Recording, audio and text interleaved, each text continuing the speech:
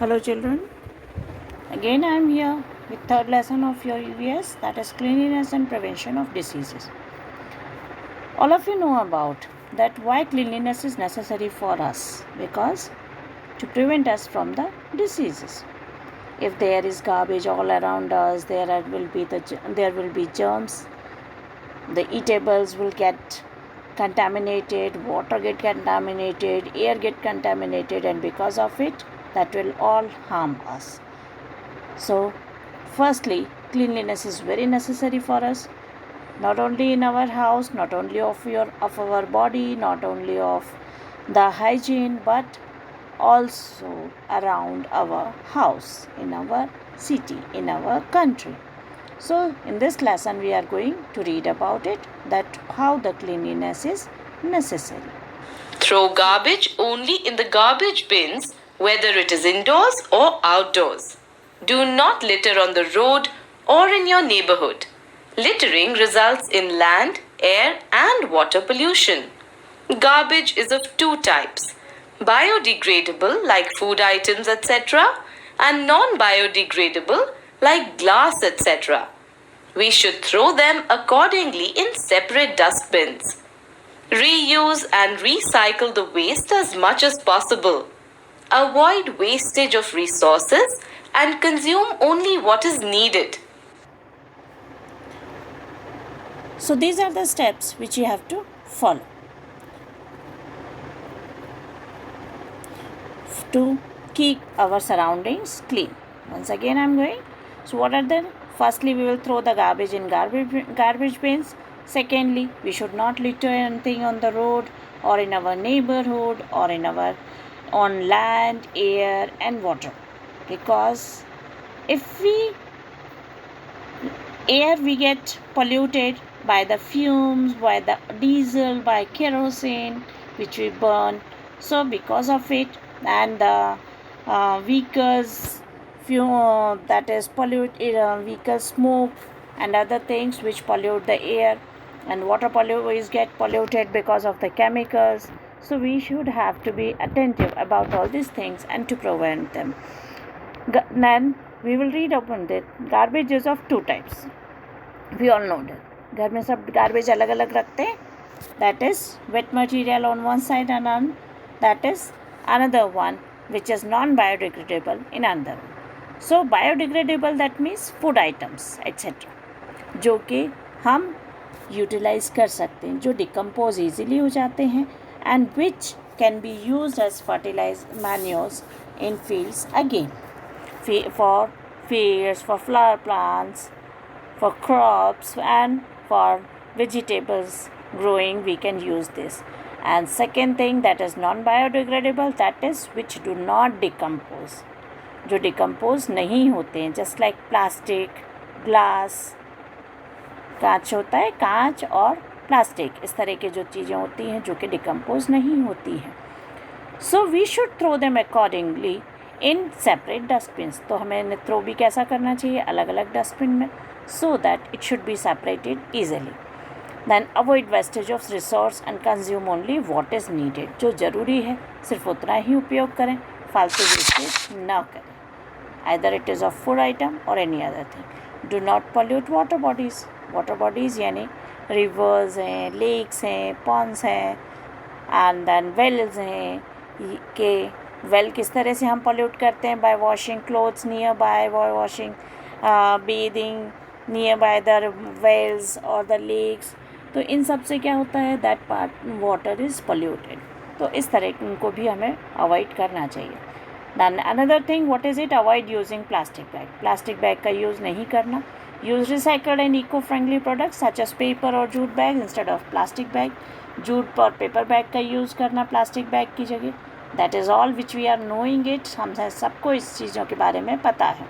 But we have to follow it in our daily life. Save water and prevent its pollution. Do not throw garbage or other things in water bodies. हमें पानी की बचत भी करना चाहिए और उसे पोल्यूशन से भी, पोल्यूटेड होने से भी बचाना चाहिए. इसके लिए हमें क्या करना चाहिए कि हमें गार्बेज उसके आसपास थ्रो नहीं करें, और दूसरी जो केमिकल्स वगैरह जो वाटर बॉडीज़ में जाते हैं उससे भी उन्हें बचाया जाए. That it should not be, treatment के बाद ही कोई वाटर रिवर या किसी भी वाटर बॉडी में छोड़ा जाए. Plant as many trees as possible to beautify your surrounding and to reduce pollution. दूसरा पॉइंट क्या है कि ज़्यादा से ज़्यादा पेड़ लगाए जाएं. More and more trees should be planted, जिससे कि एयर क्या हो, प्योरीफाइड रहे, और वाटर को भी होल्ड करने के लिए रूट्स के through they can hold water and that will increase the water level in under our earth also. Check air pollution by getting your vehicles serviced regularly and by using unleaded petrol. Use of CNG vehicles is best for reducing pollution. Spread awareness about pollution and cleanliness in the society. किस चीज़ के बारे में, कि awareness pollution के बारे में, कि किस तरह से पोल्यूशन फैलता है और कैसे हम क्लीन रख सकते हैं अपने एनवायरनमेंट को. We should tell about it to others also. हमें तो मालूम होना ही चाहिए, पर जिन्हें नहीं मालूम है उन्हें भी हमें हेल्प करना चाहिए. We should tell them also. Keeping healthy is not just about clean surrounding और environment. Personal hygiene is equally important. अब एक तो पॉइंट क्या हो गया कि भाई आसपास अपनी सफाई रखना, लेकिन साथ साथ हमें अपनी हाइजीन का भी ध्यान रखना. सो how we can keep know about it, our hygiene, how we can look after our hygiene. So first we are going to know type of diseases, that if sanitation is not kept properly, then what will happen. कौन से diseases हैं जो हमें affect करती हैं. Sometimes your mother does not allow you to go out for many days when you suffer from fever. She also does not allow others to come and meet you. Do you want ever? आपकी तबीयत खराब होती है तो mother ना तो आपको कहीं बाहर जाने देती, ना ही किसी को आपके पास आकर मिलने देती. क्यों? Because certain diseases are caused when a sick person comes in contact with a healthy person. These are called communicable diseases. क्योंकि कुछ diseases ऐसी होती हैं जो कि अगर sick person healthy person के contact में आता है, so these diseases are spread by them. So now we are going to read about communicable diseases. अब हमने पढ़ तो लिया कि जो कांटेक्ट में आती है वो कम्युनिकेबल होती हैं. अब कम्युनिकेबल डिसीजेस हैं क्या, how they spread. So first, causes of communicable diseases, कैसे फैलती हैं. These diseases are caused by various kinds of germs. There are two reasons why a person becomes a victim of these deadly germs. First, it depends on germs that enter the body. Second, it depends on the immune system of that person. पहला चीज़ क्या होती है, पहला reason क्या होता है, that victim of these deadly germs, जो person इन deadly germs के, इन जो harmful germs है उनके contact में आ जाता है, वो बीमार पड़ता है. सेकंड कौन बीमार पड़ता है, जिसका इम्यून सिस्टम वीक है, जो कि अंदर से वीक है, जिसकी इम्यूनिटी अच्छी नहीं है. इम्यूनिटी कब अच्छी नहीं होती है, when we do not take milk, fruits, vegetables in our diet. Balance diet नहीं लेते हैं, अगर हम इन सब चीज़ों का ध्यान नहीं रखते हैं, if we do not take proteins, vitamins in our health, in our diet, then our immunity is very weak, remains weak. So these are the two reasons. Germs enter our body in two ways, when we eat from dirty places and when we come in contact with a sick person. अब germs, चलो दो reason क्या आते हैं, एक तो germs से होता है, दूसरा immunity weak. अब germs कैसे आते हैं हमारे पास, तो germs come to us in two ways. If we eat something outside, from outside, बाहर से हम कोई चीज़ ऐसी खाते हैं जिसमें कि जर्म्स हैं, जो डर्टी प्लेसेस पे जो खाने स्टॉल्स वगैरह बिकते रहते हैं, and we purchase junk food and all this from there and eat it. So that is also the reason of that germs entering our body. और सेकेंड रीज़न क्या है, when we come in contact with a sick person. Second reason ये होता है कि अगर हम सिक person के कॉन्टैक्ट में आ जाते हैं, then also we are getting affected by germs. तो ये दो रीज़न है, या तो हम अनहेल्दी खाना खा रहे हैं, पानी पी रहे हैं, और एनीथिंग कंटामिनेटेड फूड या वाटर और एयर के कांटेक्ट में आ रहे हैं, या फिर हम अनहेल्दी पर्सन जो है, सिक पर्सन है, उसके कांटेक्ट में आ रहे हैं. So we see that communicable disease are transferred from environment to person as well as from person to person. तो अब हमने क्या देखा कि दो तरह से आती है, या तो एनवायरनमेंट से पर्सन को, या person to person. Direct contact में अगर आप आए हैं किसी पर्सन के, अनहेल्दी सिक पर्सन के, then also you get affected. और अगर डायरेक्ट नहीं आए, इनडायरेक्ट वे में कि उसने कोई चीज़ को टच किया हुआ है, if the person who is serving you is affected by any disease, या जो फ्लाइज हैं वो उस अनहेल्दी पर्सन जो है, सिक पर्सन है, उसके खाने पर बैठी हैं, या उसकी किसी स्पिटिंग और anything, they were sitting over there, और बाद में वो आकर आपके खाने, आपके पानी या किसी चीज़ में या आपके आसपास आ जाती हैं, या मस्कीटो ने जिसको अनहेल्दी पर्सन को, दैट इज़ मलेरिया जिसको हुआ है, उसको बाइट किया और बाद में आकर आपको बाइट कर लिया, देन ऑल्सो। तो ये दो तरीके से, या तो एनवायरनमेंट के थ्रू या person to person. When the body is unable to fight the germs, अब जर्म्स तो आ गए, लेकिन जर्म्स आने के बाद में भी if your immunity is good, that disease get treated, that will not affect you too much, वो बहुत ज़्यादा आप पर असर नहीं करेगी और जल्दी ही you get fit और आप जल्दी ठीक हो जाएंगे। लेकिन अगर आपकी इम्यूनिटी वीक है, then you are much affected by it. So when the body is unable to fight the germs, we fall ill. This means we have weak immune system. Our immunity help us to fight germs and stay healthy. तो बाहर से germs तो सबके पास आते हैं, लेकिन जिनकी immunity अच्छी होती है, they are not affected by it, और वो हेल्दी रहते हैं, उनको बीमारियां नहीं अफेक्ट करती। But those whose immunity is not good, उनकी जिनकी इम्यूनिटी वीक है, उनको वो जल्दी बीमार हो जाते हैं। देखा है आपने, कुछ बच्चे जल्दी ही बीमार रहते हैं और ज़्यादा बीमार रहते हैं।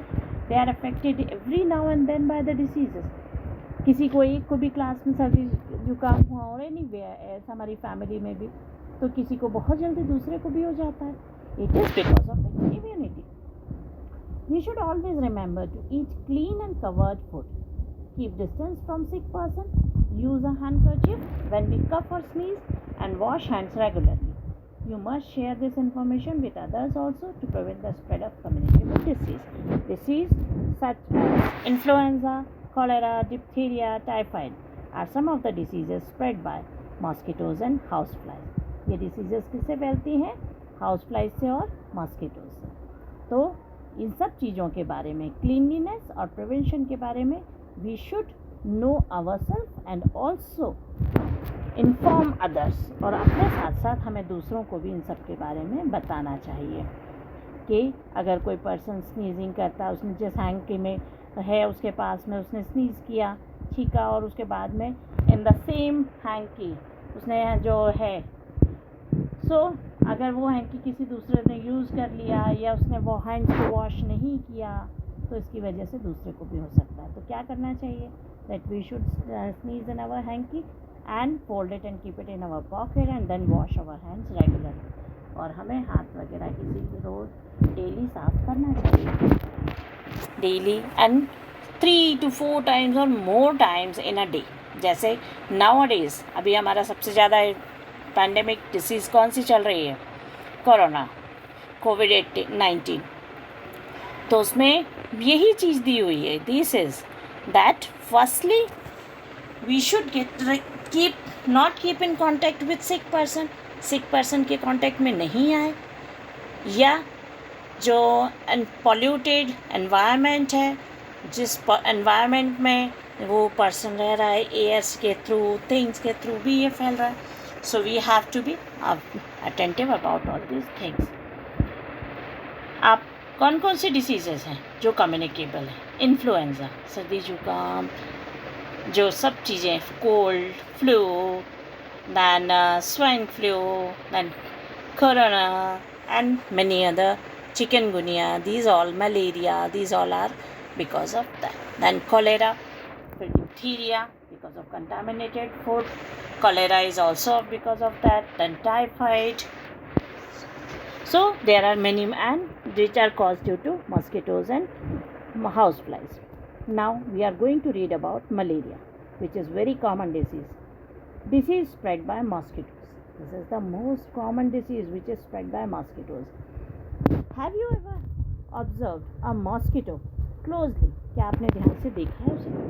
The body of a mosquito is divided into 3 parts: head, thorax and abdomen. See here.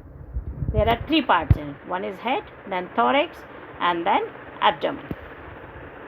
So it has a pair of eyes and a long sucking tube on the head.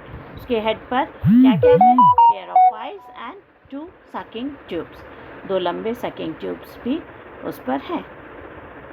This tube help it to suck blood from the human body. Like other insect, it has three pairs of legs attached to its thorax. और उस बाकी सब की तरह insects की तरह इसके भी three pair of legs हैं जो कि thorax से attached हैं. Then it also has a pair of wings. उसके दो wings भी हैं. Then when it flies, the wings produce a humming sound. जैसे बाकी insects में होता है, in the same way जब वो उड़ता है तो वो humming sound जो हमें सुनाई देती है. Malaria is caused by a germ, a protozoa called Plasmodium. Which protozoa it is? कौन सा germ है? Protozoa that is known as Plasmodium. Present in the body of an infected female Anopheles mosquito. जो किसकी body में present रहता है? जो infected female mosquito उसकी बॉडी में. How does it get infected? When the mosquito bites a patient suffering from malaria, it sucks up its blood along with some germs. और वो खुद infected कैसे होती है? वो carrier है. So what happens? जब वो किसी patient who is suffering from malaria, when it bites that patient, जब वो उसे bite करती है, then what happens? That germs come along with the blood in its body. तो वो फीमेल एनाफिलिस की बॉडी में जर्म्स में उसके ब्लड के साथ साथ में उस जर्म्स भी उसके बॉडी में आ जाते हैं. अब इनका जो ग्रोइंग साइकिल है वो कहाँ चलता है? मॉस्किटो में. How it happens? These germs start growing in the body of the mosquito, which takes about 7 to 10 days. This is called the incubation period. अब ये germs जो आ गए मॉस्किटो के अंदर ब्लड के साथ में, वो वहाँ पर ग्रो होना शुरू करते हैं. And how much time does it take? 7 to 10 days. उनके जो एग्स उसमें आ गए वो फर्टिलाइज होने में कितना टाइम लेते हैं? 7 to 10 days. और इस पीरियड को क्या कहा जाता है? Incubation period.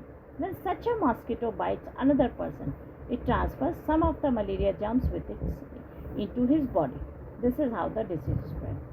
अब यही फीमेल एनाफिलिस जिसके अंदर इन्फेक्टेड ब्लड आया हुआ है, when it bites any other healthy person, जब वो हेल्दी पर्सन को बाइट करती है, then ब्लड जो उसके अंदर है वो along with the germs वो किस में चला जाता है? हेल्दी पर्सन में. और वो इस तरह से उसे भी इन्फेक्टेड कर देती है. Then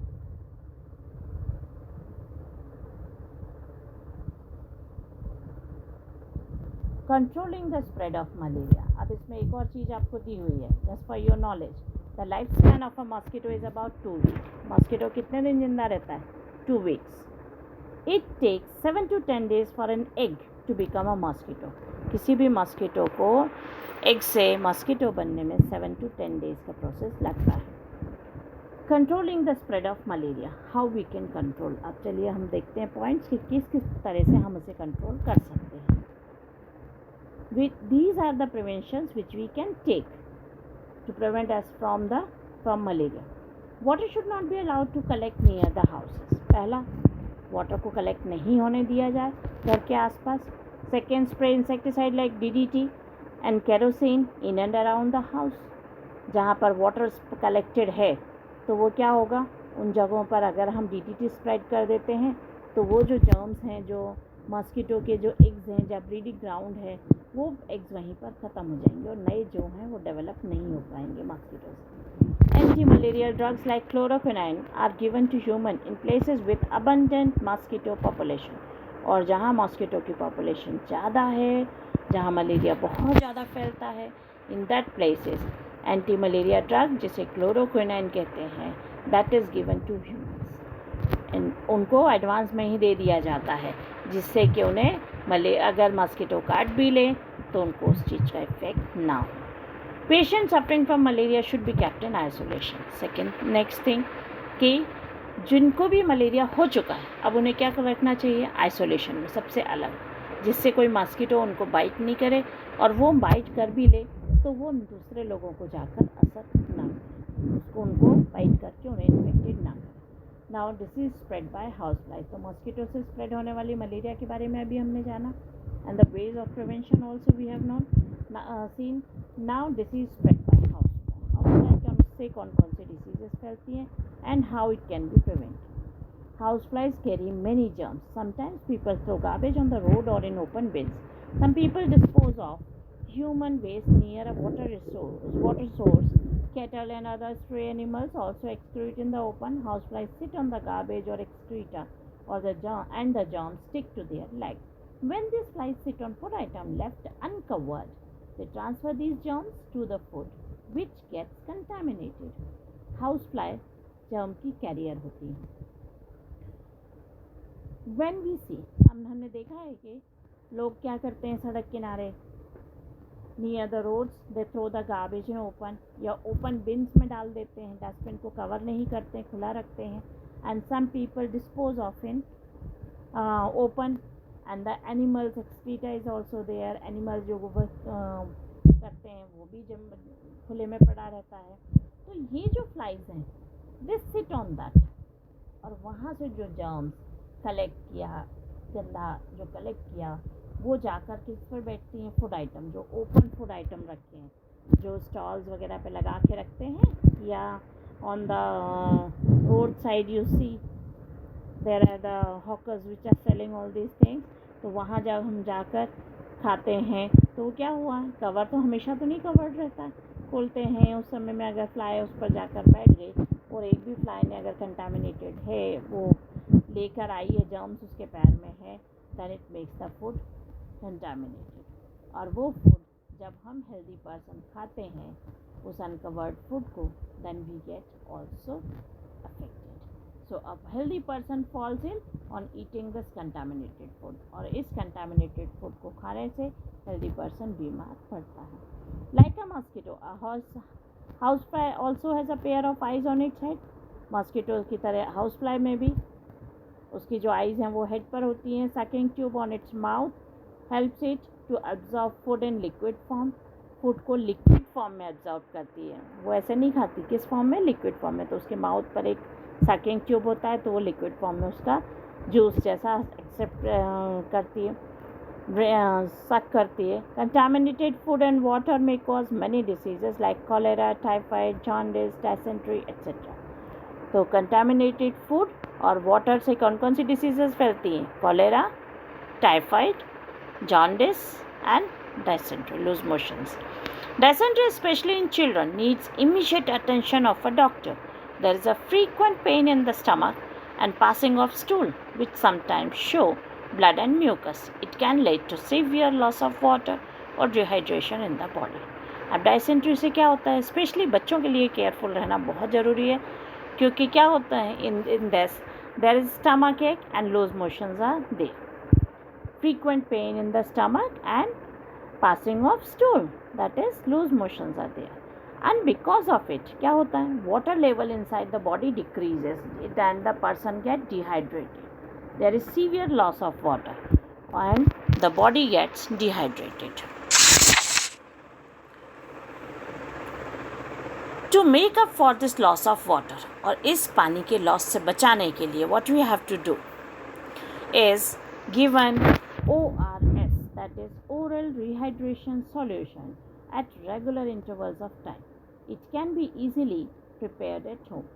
और जब ऐसा कुछ भी होता है तो एक ORS का सॉल्यूशन आता है. ORS एक sachet is given to those children, और आजकल तो लिक्विड में भी आने लगा है. Just like soft drink, you can drink it. And what is it? That is the solution of salt, sugar, and lemon, little bit lemon in it, so that it provides water to our body and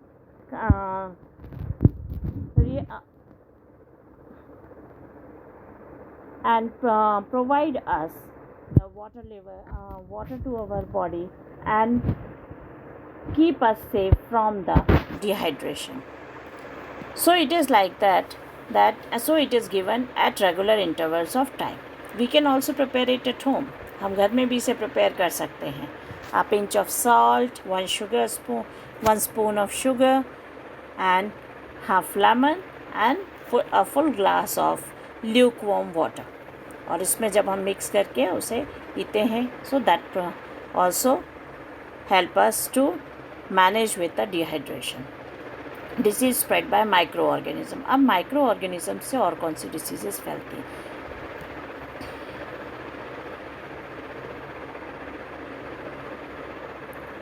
Okay, so this video is next. I will tell you in next video.